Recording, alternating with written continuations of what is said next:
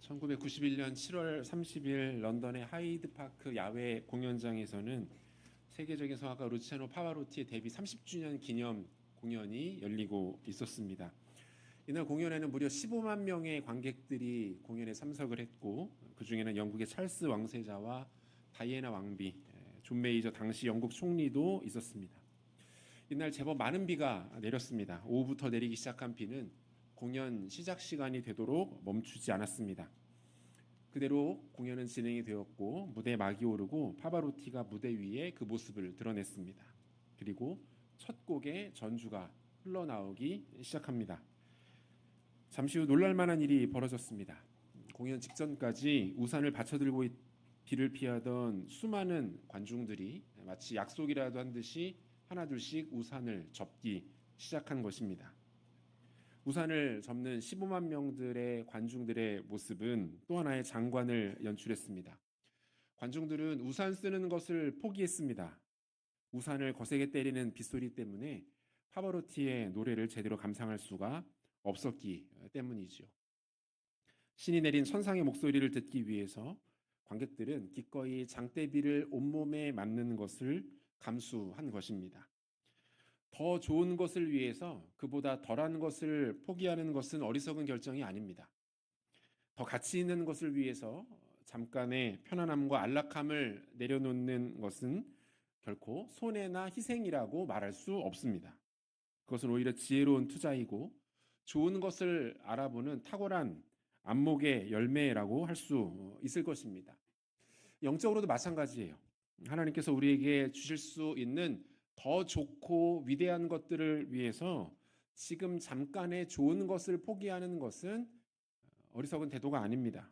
대가를 지불하고 잠깐의 즐거움을 유보하며 더 크고 귀한 하나님의 선물을 기대하는 것은 매우 지혜롭고 현명한 판단이라는 거예요. 주님은 이러한 기회를 아무에게나 주시지 않습니다. 아무 기본적인 준비도 되지 않은 사람에게는 성장의 기회 자체가 무의미하기 때문이죠. 그가 그것을 알아볼 만한 안목도 없겠지만 기회를 준다 한들 제대로 활용할 수 없을 것입니다. 지혜로운 사람은 더 탁월하고 좋은 가치와 열매를 위해서 기꺼이 대가를 지불할 줄 압니다. 지금의 좋은 것을 포기하고 이후에 더 위대한 것을 추구합니다. 때로는 위험을 감수해야 될 때도 있습니다. 희생과 포기가 뒤따르게 될 수도 있습니다.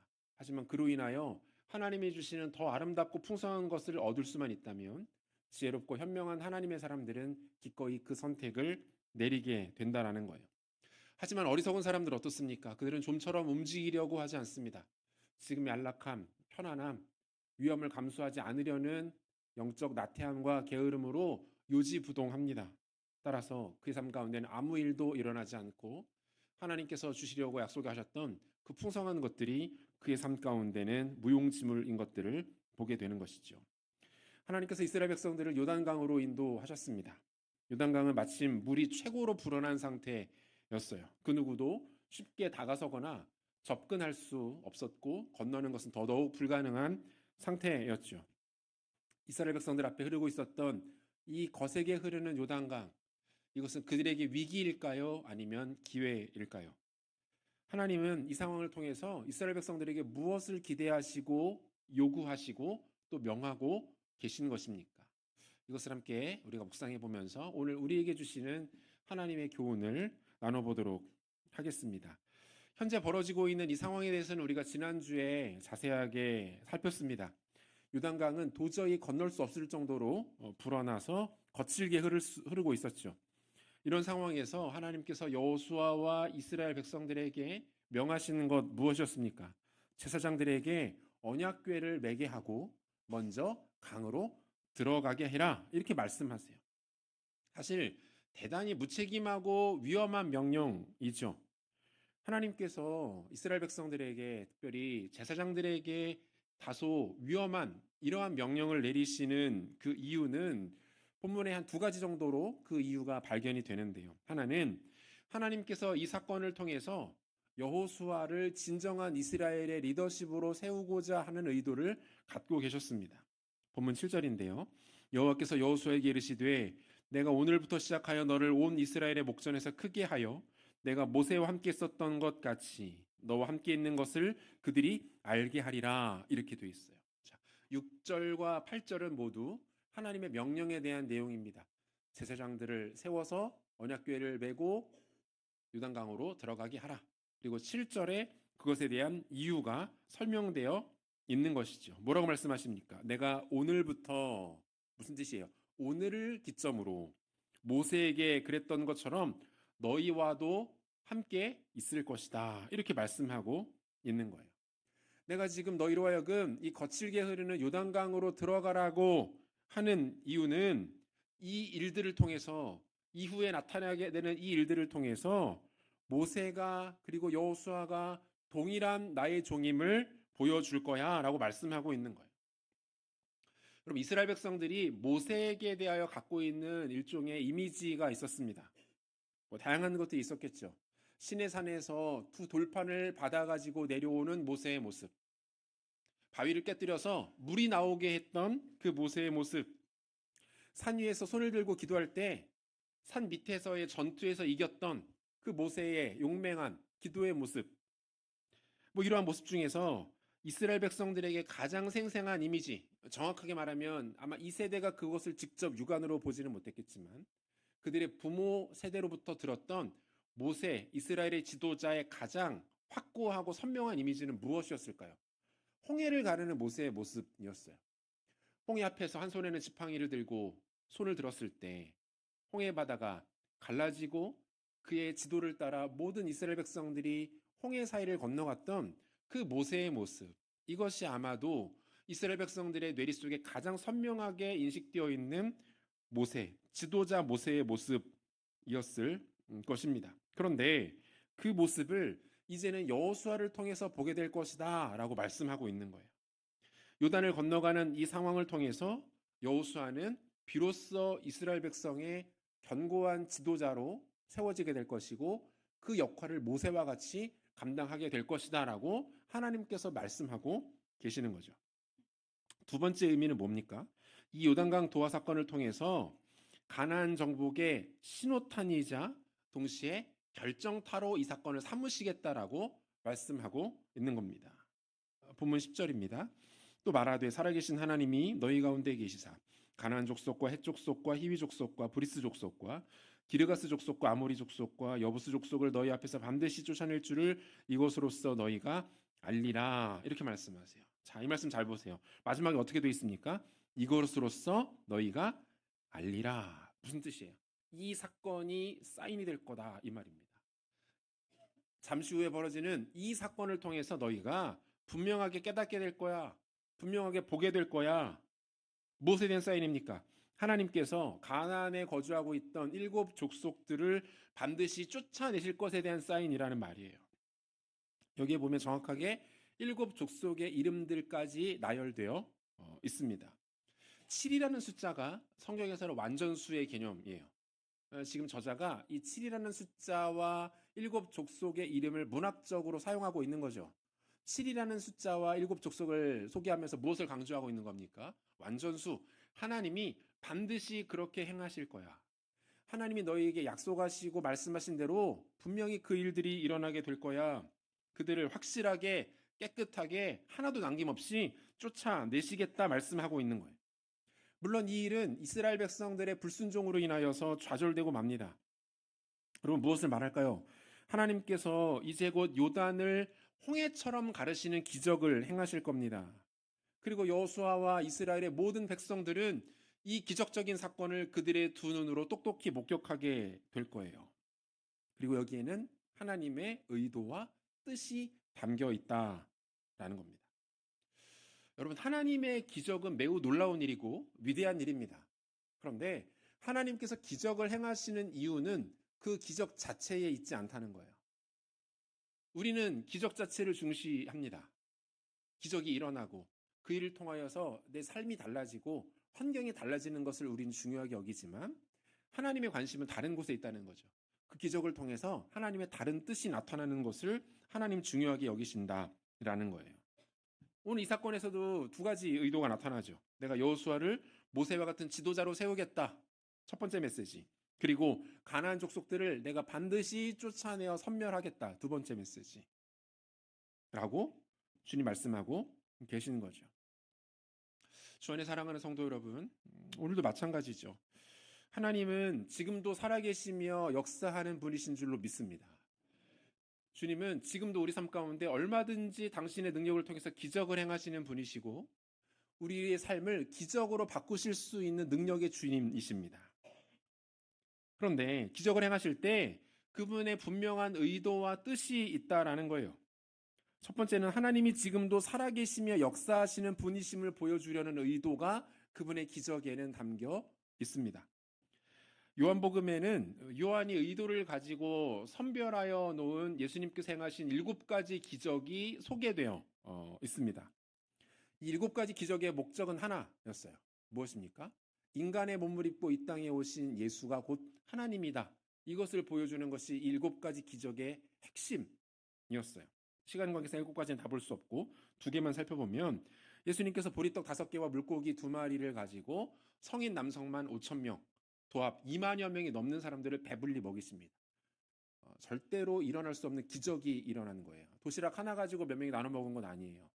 이거 가지고 최대한 많이 불려서 여러 사람이 먹을 수 있도록 한 거 아닙니다.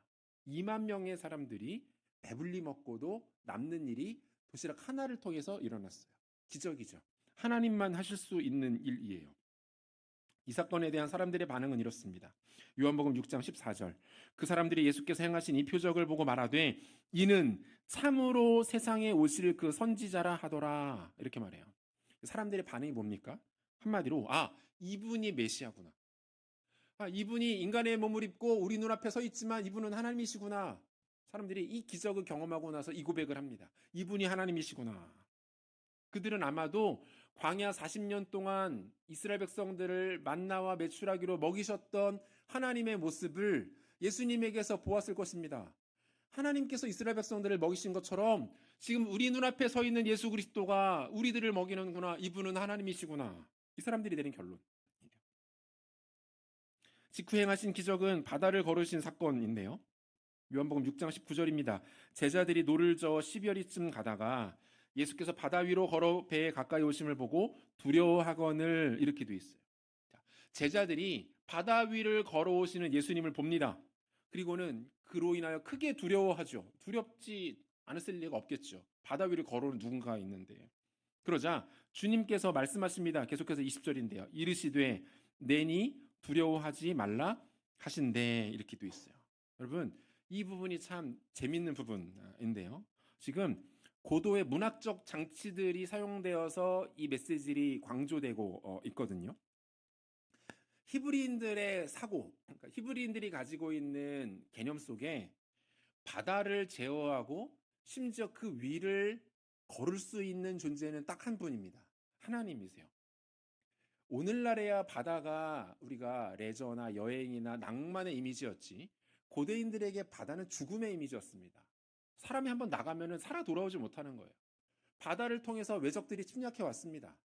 바다는 죽음의 이미지였고 공포의 이미지였어요. 감당이 안 되는 대상이 바다였어요. 그런데 그 바다를 자유자재로 컨트롤하고 성난 바다를 가라앉히고 심지어 그 바다 위를 걸을 수 있는 존재가 있으니 그가 누굽니까? 하나님이시는 거예요. 히브리인들의 사고 속에 바다를 제어하고 바다를 걸으시는 분은 하나님 한 분뿐이셨어요. 구약에도 보면 나와요. 시편 107편 28절과 29절을 보니까 이에 그들이 그들의 고통 때문에 여호와께 부르짖음에 그가 그들의 고통에서 그들을 인도하여 내시고 광풍을 고요하게 하사 물결도 잔잔하게 하시는도다. 하나님만이 광풍을 고요하게 하시고 물결도 잔잔하게 하신다는 거예요. 욥기 9장 8절에도 보니까 그가 홀로 하늘을 펴시며 바다 물결을 밟으시며 바다를 컨트롤하실 뿐만 아니라 바다를 밟고 걸으실 수 있는 단 하나의 존재 여호와 하나님. 히브리인들의 사고 속에는 이 개념이 꽉 박혀 있는 거예요. 그런데 바다 위를 걷는 누군가를 봅니다. 누구예요? 예수님이세요. 그들은 그 장면을 보고 본능적으로 느끼는 거죠. 하나님이시구나. 우리와 같이 동고동락하시며 먹고 주무시는 그 예수님이신데 바다를 걸으시는구나. 이분이야말로 하나님이시구나. 주님의 반응이 더 의미심장하죠. 내니 두려워하지 말라. 헬라 성경 보면 에고 에이미. 내가 곧 나다. 구약에서 하나님이 자신을 인간에게 소개게 하실 때 사용하셨던 표현입니다. 나는 곧 나다. 하나님이 자신을 다른 그 무엇으로 비유하여 설명할 수가 없는 거예요. 나는 곧 나다. 이 표현을 예수님께서 동일하게 그 워딩을 사용하십니다. 오병이어의 기적, 무리를 걷는 기적, 그 밖에 다른 기적들도 마찬가지. 예수님께서 기적을 왜 행하십니까? 어떨 때 행하십니까? 당신이 살아계신 하나님이심을 보여주실 때 기적을 행하십니다. 예수님이 지금도 역사하시고 하나님이 지금도 모든 피조물과 우주 만물 가운데 홀로 하나님이심을 알리실 때 기적을 사용하신다라는 거예요. 기적을 행하시는 또 다른 의도 무엇입니까? 하나님이 당신의 백성들에게 영적인 추억을 만들어 주시기 위해서 기적을 베푸시는 경우들이 있다는 거예요. 우리도 사랑하는 사람들, 애인이나 배우자나 우리 자녀들을 위해서 이벤트를 준비해서 진행하는 경우들이 종종 있습니다. 왜 합니까? 상대방을 감동시키려는 의도도 있지만 동시에 그 소중하고 아름다운 추억을 만들어 주기 위함이죠.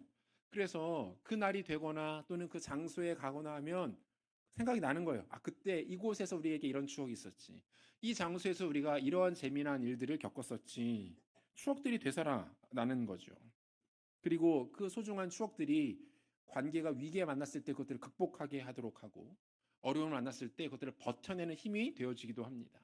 하나님도 마찬가지시죠. 사랑하는 당신의 백성들, 자녀들에게 소중한 영적인 추억을 주시기 위해서 기적을 허락하시는 경우들이 있습니다. 간혹 하나님께서 행하시는 기적을 직접 체험하신 분들을 만날 때가 있어요. 아마 우리 중에도 크고 작은 이런 경험들을 갖고 계신 분들이 계실 거예요. 그것이 큰 것이든 아니면 사소한 것이든 그런 기적을 겪은 이후에 이분들의 신앙이 견고해지고 깊어지는 것들을 보게 됩니다. 왜 그렇습니까? 기적 자체에 어떤 영적인 주술적인 힘이 있어서 그런 거예요? 아니죠. 그런 거 아니에요. 그 기적을 통해서 하나님이 살아계심을 경험하는 거예요. 체험하는 거예요. 그리고 그 일로 인하여서 그 가지고 있던 생각과 가치관이 깨어지게 된 거죠. 그리고 그 일이 인생을 살아가면서 자신의 신앙 가운데 소중한 추억이 되는 겁니다. 신앙적인 침체를 겪을 때, 위기를 만났을 때, 하나님께 섭섭한 마음이 들었을 때 그 추억을 꺼내어서 들여다보는 거죠. 하나님 그때 이렇게 내 삶 가운데 일하셨구나. 그때 참 어려웠는데 하나님이 기적적인 방법으로 나를 구원해내셨구나. 그러므로 이번에도 나를 도우실 거야. 이 결론에 도달하게 되는 거예요. 따라서 기적 자체가 목적이 되고 기적에만 초점을 맞추는 것은 대단히 위험하고 동시에 어리석은 모습이라는 겁니다. 기적이나 그 기적을 기다리는 나의 필요나 상황에 집중하는 것이 아니라 뭐에 집중해야 되는 거예요? 살아계신 하나님을 만나는 거에 집중하는 거예요. 혹시 우리 가운데 기적이 필요한 상황들이 있으십니까? 인간의 힘, 누군가의 도움이 아니라 하나님이 직접 간섭해 주시고 역사하셔야만 풀리는 일들이 있습니까? 여러분, 일 자체가 아니라 하나님께 집중하시기를 바랍니다. 하나님, 나를 도우셔서 하나님이 살아계심을 보여주십시오. 하나님 나에게 은혜를 베풀어 주셔서 나와 내 주변의 사람들이 하나님이 살아계시고 지금도 역사하시는 참신이심을 보여주십시오라고 기도하셔야 됩니다. 그럴 때에 하나님이 우리 삶 가운데 일하시게 될 것입니다. 기적이 우리 가운데 나타나게 되어지고 그 기적에 도취되어 우리가 살아가는 것 아니라 그 기적으로 인하여 우리는 살아계신 하나님을 더 깊이 경험하고 온전히 만나게 되는 은혜들이 나타나게 될 줄로 믿습니다.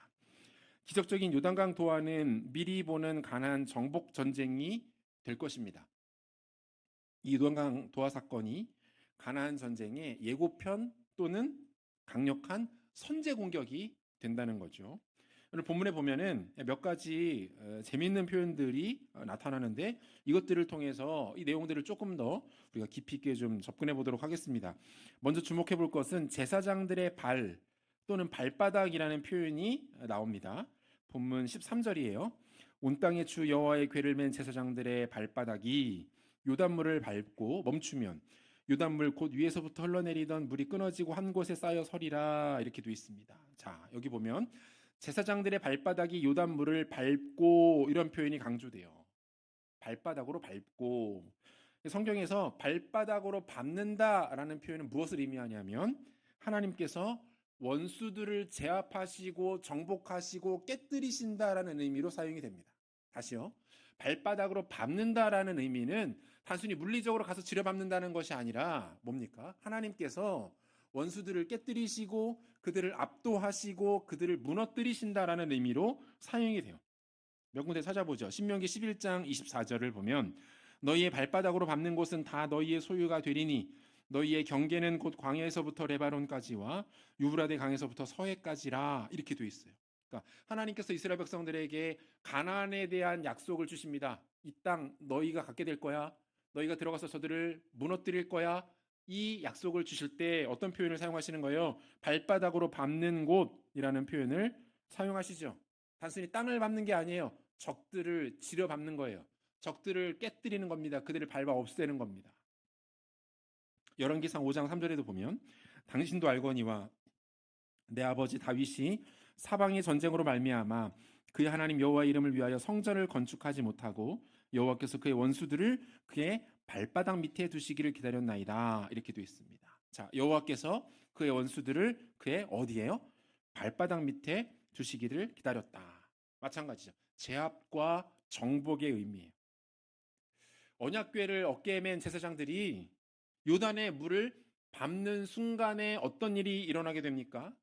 그들이 요단의 물을 밟는 순간 그 거칠게 거세게 흐르던 요단강 물이 그들 가운데 굴복하게 되는 일들이 일어나게 된다는 거예요. 그 전까지는 그들에게 거센 장애물이었고 그들이 가나안으로 나가지 못하도록 가로막는 세력이었는데 그들이 믿음으로 자신들의 발을 그 강바닥에 집어넣을 때에 강이 그들 앞에 굴복되고 꺾이고 무너지는 역사들이 일어나게 된다는 거예요. 또한 이스라엘 백성들이 하나님의 약속대로 가나안의 모든 거민을 밟아 깨뜨리는 순간이 되는 것이죠. 요단강을 정복하는 자들이 무엇입니까? 가나안을 정복하는 자들이 될 것이다. 너희의 발바닥으로 밟는 그 땅 가운데 이런 일들이 일어나게 될 것이다 라고 지금 주님 말씀하고 계시는 거죠. 들어가서 멈추어서다 이런 표현도 발견됩니다. 본문 8절인데 너는 언약궤를 맨 제사장들에게 명령하여 이르기를 너희가 요단 물가에 이르거든 요단에 들어서라 하라 이렇게 되어 있어요. 자, 하나님께서 제사장들에게 지금 원하시는 행동 뭡니까? 요단에 들어가 서는 거예요. 요단에 들어가 서는 것. 13절 아까 읽었는데 다시 한번 보시죠. 온 땅의 주 여호와의 궤를 맨 제사장들의 발바닥이 요단물을 밟고 멈추면 요단물 곧 위에서부터 흘러내리던 물이 끊어지고 한 곳에 쌓여 서리라 이렇게 되어 있습니다. 그러니까 제사장들이 하나님 말씀에 순종합니다. 하나님께서 가라 하셨으니 위험해 보이지만 갑니다. 요단에 들어서면 어떤 일이 일어나는 거예요? 물이 끊어지고 한 곳에 그 물이 쌓여 서리라. 제사장들이 그곳에 들어가 서면 강물도 서게 된다. 이 말입니다. 제사장들이 서는 것과 물이 서는 것 둘 다 아마드라는 히브리어 동사가 사용이 되고 있는데 무슨 말입니까? 제사장들이 강 안에 서 있으면 거세게 밀려오던 요단 강물이 상류 어느 지점에 쌓여 서게 된다는 거예요. 이 아마드라는 동사가 가지고 있는 또 다른 뜻이 있는데 인식하다라는 뜻도 동시에 사용됩니다. 그래서 이 두 가지 해석이 가능하죠. 제사장들이 하나님의 명령을 어떻게 할 때? 인식할 때. 이것이 하나님의 명령이구나. 우리가 순종해야 되겠구나라고 그들이 하나님의 명령을 인식할 때 뭡니까? 요단강 또한 하나님을 인식하게 된다라는 거예요. 요단강 또한 하나님을 인식해서 우리가 멈춰서야 하는구나. 하나님 말씀에 따라 우리가 더 이상 거세게 흘러서는 안 되겠구나. 피조물도 하나님 말씀 앞에 굴복하게 되는 일들이 일어나게 된다라는 거예요. 여러분 믿음이란 무엇입니까? 믿음. 믿음에 대한 다양한 정의가 가능하겠지만 쉽게 말하면 믿음은 하나님을 인식하는 거예요. 믿음은 하나님을 인식하는 겁니다. 믿음에 대한 예수님의 가장 명쾌한 비유가 겨자씨 비유가 있죠. 뭐라고 말씀하세요? 너희에게 겨자씨 한 알만큼의 믿음만 있더라도 어떤 일이 벌어져요? 산이 옮겨지게 될 거예요. 산이 옮겨진다는 거는 진짜 물리적인 산이 움직인다는 게 아니라 산처럼 커다란 문제들, 너희 앞을 가로막고 있던 모든 것들이 무너져 내리게 된다 이 뜻이에요. 이게 뭐예요? 어떻게 해석할 수 있습니까? 너희가 하나님을 인식할 때 하나님이 나의 주인이 되시는구나. 그분이 나에게 오늘 이러한 명령과 말씀을 주시는구나. 그 하나님을 인식하게 될 때 어떤 일들이 벌어지게 되는 거예요? 우리를 가로막고 있었던 모든 어둠의 세력들, 모든 문제들, 태산 같은 그 어려움들이 그들 또한 하나님을 인식하여서 그것들이 무너지게 되는 일들이 일어나게 되더라라는 거예요. 하나님께서 지금 제사장들에게 믿음을 요구하고 계시는 거죠. 믿음. 내 말을 듣고 믿음으로 요단에 서라. 아무리 강이 거세게 범람하고 발만 담궈도 휩쓸려 떠내려갈 것처럼 보이지만 아니다. 내 말을 듣고 믿음으로 서라.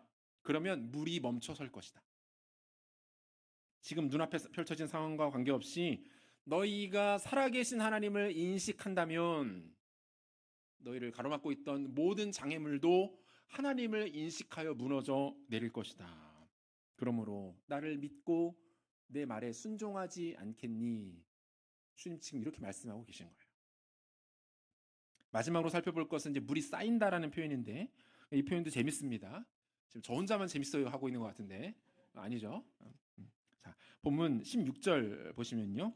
곧 위에서부터 흘러내리던 물이 그쳐서 사르다에 가까운 매우 멀리 있는 아담 성읍 변두리에 일어나 한 곳에 쌓이고 아라바의 바다 여매로 향하여 흘러가는 물은 온전히 끊어짐에 백성이 여리고 앞으로 바로 건널세 이렇게 돼 있어요. 자, 여기에서도 보면 위에서부터 흘러내리던 물이 어떻게 됐다고 말합니까? 한 곳에 쌓이고 이렇게 돼. 말이 안 되죠. 물이 어떻게 쌓여요? 댐을 쌓은 것도 아닌데. 물이나 뭐 이게 박스나 상자도 아닌데 어떻게 쌓일 수가 있습니까? 여기에 히브리 동사 네드라는 단어가 사용이 되는데 이 네드라는 동사의 원어적 의미는 이게 덩어리가 되다 뭐 이런 뜻이에요. 무더기를 이루다. 그래서 찰흙이나 진흙 같은 것으로 쌓아서 무더기를 이루다 뭐 이런 뜻이에요. 그런데 이 네드라는 쌓아서다 무더기를 이루다라는 이 단어가 성경에서 딱 3번 사용되는데 오늘 본문에 한 번 사용되고 나머지 2번은 출애굽기와 시편에서 사용됩니다. 근데 나머지 2번 출애굽기와 시편에서 사용되는 이 용례가 가리키는 사건은 단 하나의 사건이에요. 시편 78편 13절을 보면 그가 바다를 갈라 물을 무더기 같이 서게 하시고 그들을 지나가게 하셨으며 이렇게 돼 있습니다. 그럼 이 사건이 어떤 사건을 가리키나요? 이스라엘 백성들의 선조들이 홍해를 건넌 사건. 그때도 동일한 일이 일어났다는 거예요. 물이 무더기처럼 쌓아 올려졌다. 있을 수 없는 일이 일어나는 거죠. 그리고 물이 무더기처럼 쌓아 올려지는 그 사건이 오늘 요단강에서도 반복될 것이다 라고 주님이 약속하고 있는 거예요. 여러분, 물이 원래의 성질대로 흐르지 않고 갑자기 쌓여서 어딘가에 쓰고 물이 원래 가지고 있는 자연의 질서를 이처럼 잃어버리는 이 일들은 가나안 거민들에게 있어서는 굉장히 충격적인 일이었습니다. 이 가나안 거민들이 가지고 있었던 영적 세계관, 신들의 세계관 중에 3신이 굉장히 중요했는데 첫 번째는 가나안 거민들이 가장 최고의 신으로 섬기던 바알 신이 있었고 이 바알 신과 함께 서로 피 튀기는 경쟁 관계, 라이벌 구도를 형성하던 신들 중에 하나의 신이 모트라고 불리는 죽음의 신이 있었습니다. 그리고 또 하나의 신이 얌이라는 이름의 신이 있었는데 이 얌이라는 신이 주관하는 영역이 물과 바다의 영역이었어요. 그러니까 가나안 거민들은 자신들이 숭배하는 바알신, 그 신만큼이나 강력하고 두려운 신인 모트와 얌신을 서로 섬기면서 견제 관계에 놓여 있었는데 그들 가운데 어느 날 믿을 수 없는 소문이 들려오는 거예요. 어떤 소문입니까? 그 수백 년 동안 애굽에서 노예 생활을 하던 그 별 볼 일 없었던 한 민족이 섬기는 신이 있다. 이런 얘기가 들려옵니다. 그럴 수 있죠. 당시에 어느 부족마다 민족마다 신을 섬겼으니까. 그런데 그 신이 하루는 그 거대한 제국, 당대 최고의 패권 국가였던 애굽을 초토화시키는 일들이 일어나고 있다는 소문을 그들이 듣게 됩니다. 그리고 나서 그 신들 중에 가장 강력한 신이었던 바로까지 히브리인들의 신 앞에 굴복하는 일이 벌어지더라. 그리고 그 신이 홍해를 가르고 그 사이에 길을 내더니 그 물을 무더기처럼 쌓아 올리더니 자신들의 백성들을 그 홍해 바다를 가르고 그 사이로 지나가게 만들었다더라라는 소문들이 들려옵니다. 여러분, 이 이야기는 가나안 거민들에게 충격적인 사건이에요. 이 이야기를 듣고 아마 그들이 공포에 사로잡혔을 겁니다.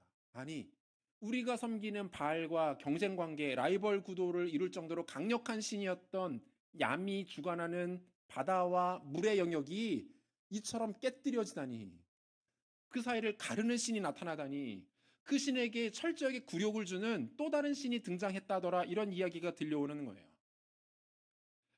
우리가 라합 사건을 살피면서 그 거민들이 여호와에 대한 이름을 듣고 두려워 떨었던 이야기들 기억나시죠? 바로 이러한 이야기들을 그들이 들은 거죠. 그들의 세계관과 그들의 신관에서는 도저히 일어날 수 없는 일들이 지금 이들 가운데 일어나고 있는 거예요. 그리고 무엇입니까? 이제 그 신이 이스라엘 백성들과 자신들 사이를 가르고 있는, 그들의 입장에서는 자신들을 그들로부터 지켜주고 있는 요단강을 가르는 일들이 일어나고 있는 거죠. 여러분, 이 일들은 가나안 거민들에게는 공포와 충격 그 자체였습니다. 어떻게 이런 일들이 일어날 수 있지? 이제 우리는 저 신 앞에 망하게 되었구나. 그들은 절망감을 느꼈을 거예요. 그리고 가나안 거민들이 가장 두려워할 만한 일이 기어이 일어나고 말았습니다. 본문 17절 말씀인데요. 같이 읽도록 하겠습니다. 같이 읽죠. 여호와의 언약궤를 맨 제사장들은 요단 가운데 마른 땅에 굳게 섰고 그 모든 백성이 요단을 건너기를 마칠 때까지 모든 이스라엘은 그 마른 땅으로 건너갔더라. 그 거칠게 흐르는 요단 강물을 하나님이 멈춰 세우십니다. 거짓말처럼 급격하게 수량은 줄어들었고 마치 역류하는 모양처럼 물이 흩어지면서 이스라엘 백성들 앞에 마른 길이 보이게 됩니다. 홍해가 가라진 것과는 좀 다른 모습이에요.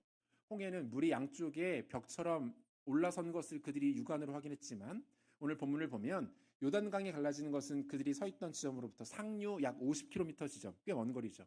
그 지점에 물이 쌓여 섰다라고 돼 있어요. 아마도 이스라엘 백성들은 물이 급격하게 수량이 줄어들다가 역류하는 것처럼 요단강이 흩어지는 것을 보았을 뿐인 겁니다.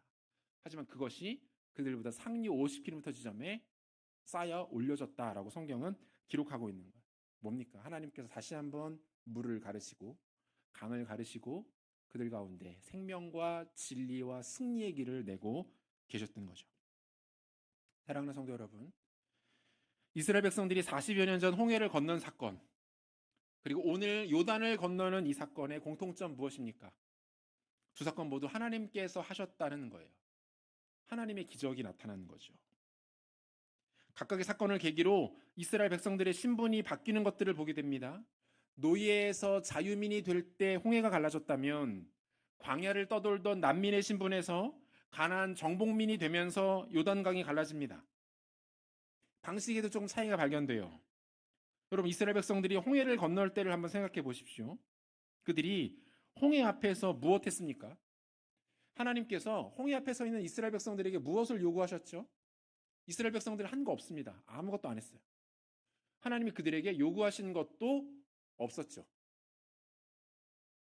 그런데 이번에는 다릅니다. 이스라엘 백성들, 특별히 제사장들의 역할이 매우 중요했죠. 그들은 자신들을 성결하게 하는 준비를 하나님 앞에 합니다.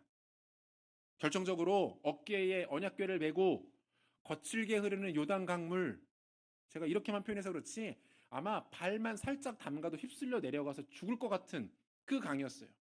그 강에 그들이 담대하게 발을 내딛습니다. 믿음을 발휘해야 했던 거죠. 매우 중요한 차이점이에요. 애굽에서 막 나온 이스라엘 백성들은 믿음이 연약했습니다. 모든 것이 낯설었어요.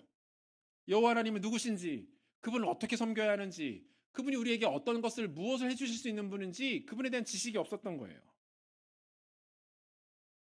그래서 하나님은 그들에게 아무것도 요구하지 않으시죠. 그죠? 내가 너희를 위하여 싸울 것이니 그저 가만히 있으라, 잠잠히 가만히만 있으라, 지켜보기만 하라, 이렇게 말씀하십니다. 그런데 요단은 달라요. 하나님은 이스라엘을 더 이상 노예 집단, 하나님에 대한 아무런 지식이 없는 사람들로 여기지 않으십니다. 그들은 지난 40년을 광야를 지나면서 하나님을 경험했습니다. 살아계신 하나님 어떤 분이시고 그분이 그 백성들에게 무엇을 요구하시고 그분을 어떻게 섬기는 것이 마땅한지를 하나님은 백성들에게 가르치셨고 백성들은 그것을 경험했어요. 기적을 맛보았죠. 그리고 자신들도 모르는 사이에 하나님의 군사와 백성들로 그들은 준비되어 있습니다. 그러므로 하나님이 이제 요단강 앞에 선 이스라엘 백성들에게 요구하시는 것은 무엇입니까? 너희 스스로를 성결하게 하고 거룩함, 구별됨, 그리고 믿음으로 요단강에 발을 담그라. 믿음을 발휘하라. 믿음을 보이라. 너희의 믿음을 나타내라. 하나님 그것을 요구하시고 그 반응, 그 순종의 반응을 기대하시는 거예요. 사랑하는 성도 여러분, 우리 하나님은 그 백성들이 언제까지나 어린 신앙, 유약한 수준의 믿음에 머물러 있는 것을 기뻐하지 않으십니다. 편안함과 안락함에 젖어서 전진도 없고 성장도 없고 영적인 도약이나 도전도 없는 그러한 밍숭밍숭한 삶을 살아가는 거 기뻐하지 않으세요. 주님 우리 가운데 도전하십니다. 그리스도의 장성한 분량에 이르라. 성장하라는 거예요. 영적으로 일어서라는 거예요. 너의 성숙과 믿음을, 그 믿음의 진보를 나타내고 보이라 명하십니다. 더 기도하고 말씀을 붙들고 위기와 어려움 앞에 믿음으로 그것들을 극복해내고 세상의 방식이 아니라 복음의 방식으로 살아가고 사랑할 수 없는 것 같은 사람들을 더 사랑하며 너가 가지고 있는 한계를 믿음으로 뛰어넘으라고 말씀하세요. 여러분, 믿음의 두 가지 차원의 믿음이 있다는 거 아십니까? 하나님이 우리에게 주시는 믿음이 있습니다. 일방적으로 주시는 믿음이에요. 우리는 그 믿음을 가지고 신앙생활을 시작합니다. 하나님께서 여러분들에게 이 믿음을 주셨기 때문에 여러분들이 지금 이 시간에 다른 데 계시지 않고 여기 앉아 계시는 거예요. 이것은 내가 잘했다고 주어지는 게 아닙니다. 내가 어떤 수준에 이르렀다고 주어지는 것 아닙니다. 그래서 우리는 이 믿음을 가리켜서 은혜라고 말합니다. 하나님 나에게 아무런 대가 없이 나에게 믿음을 주시고 그 믿음을 가지고 예수 그리스도를 주로 고백하게 하시면서 우리를 구원하시는 거예요. 이게 첫 번째 믿음. 두 번째 믿음이 있습니다. 뭡니까? 그렇게 주신 그 믿음을 가지고 우리가 우리 스스로 그 믿음을 작동시키는 거예요. 발휘하는 거예요. 결단하고 다짐하고 순종하고 의지를 들이고 우리의 시간과 정성을 쏟아서 그 믿음을 우리 스스로 키워나가고 그 믿음을 일으키는 것이 두 번째 차원의 믿음이에요. 뭐 예를 하나 들어볼까요? 노트북 PC를 하나 샀다라고 생각해 보겠습니다. 나 스스로 노트북을 PC를 제작하거나 만들어낼 수 없겠죠. 나의 능력이나 역할과 관계없이 PC는 외부로부터 나에게 제공이 되어야 합니다. 그것으로 끝입니까? 아니죠. 그 다음엔 무엇이 필요합니까? 열어서 버튼을 누르고 프로그램을 실행시켜야만 노트북 PC를 제대로 사용할 수 있는 겁니다. 우리 믿음도 마찬가지. 하나님 우리 가운데 믿음 주셨습니다. 그 믿음 가지고 우리가 신앙생활 하는 거예요. 구원받는 거예요. 하나님 섬기며 살아가는 거예요. 그런데 그 믿음이 우리의 삶에 아무런 영향력도 끼치지 못하고 우리 삶을 바꾸지 못하고 우리로 하여금 더 하나님 예수 그리스도를 닮아가지 못하도록 한다면 여러분들은 그 받은 믿음에 대하여 지금 영적 직무유기를 하고 있는 거예요. 믿음은 작동시켜야 합니다. 믿음의 버튼을 누르셔야 돼요. 믿음은 발휘하셔야 됩니다. 그렇지 않으면 그 믿음은 곧 휘발될 거예요. 하나님 앞에 결단하고 우리의 의지를 드리고 시간을 드리고 노력을 드리고 하나님 앞에 마음을 쏟는 일들이 우리 가운데 반드시 필요하다라는 것입니다. 오늘 본문의 표현에 대로라면 홍해 앞에서 그저 바라만 보는 것이 아니라 요단강 앞에서 어깨에 언약궤를 메고 믿음으로 거칠게 흐르는 요단강으로 우리의 발걸음을 내딛는 겁니다. 하나님이 우리를 홍해 앞에 더 이상 세우지 않으세요. 우리를 요단강으로 부르셨다고요. 가나안을 앞둔 요단강을 앞에 서 있는 믿음의 용사와 전사로 우리를 부르셨음을 기억하시기를 바랍니다. 사랑하는 성도 여러분, 기도의 자리로 나오세요. 믿음 주셨으면 여러분들이 예수 그리스도를 주로 고백하고 있다면 왜 그냥 계십니까? 기도의 자리로 나오셔서 기도하시고 문제를 기도로 믿음으로 돌파하십시오. 우리 가운데 혼란한 것들 갈 바를 알지 못하겠다면 말씀을 통해서 길을 찾으십시오. 말씀을 통해서 주시는 하나님의 음성을 확인하세요. 하나님의 뜻들을 분별하십시오. 믿음이 있지만 세상 사람처럼 살아가지 마시고 믿음을 가지고 기도의 자리로 나오고 말씀의 자리로 나오고 섬기는 자리로 나오고 교제하는 자리로 나오셔야 합니다. 우리 다음 주부터, 내일 아니라 다음 주부터 매일 저녁 기도회로 2024년 하반기를 열어갑니다. 여러분 다 나오십시오. 믿음을 보이세요. 믿음을 작동시키십시오. 기도의 자리를 통해서 하나님 만나시고 우리의 인생의 하반기 가운데 2014년 하반기 가운데 주시는 주님의 음성과 주님의 마음을 확인하시고 위로부터 부어지는 하나님의 능력을 경험하시는 여러분들 되시기를 바랍니다.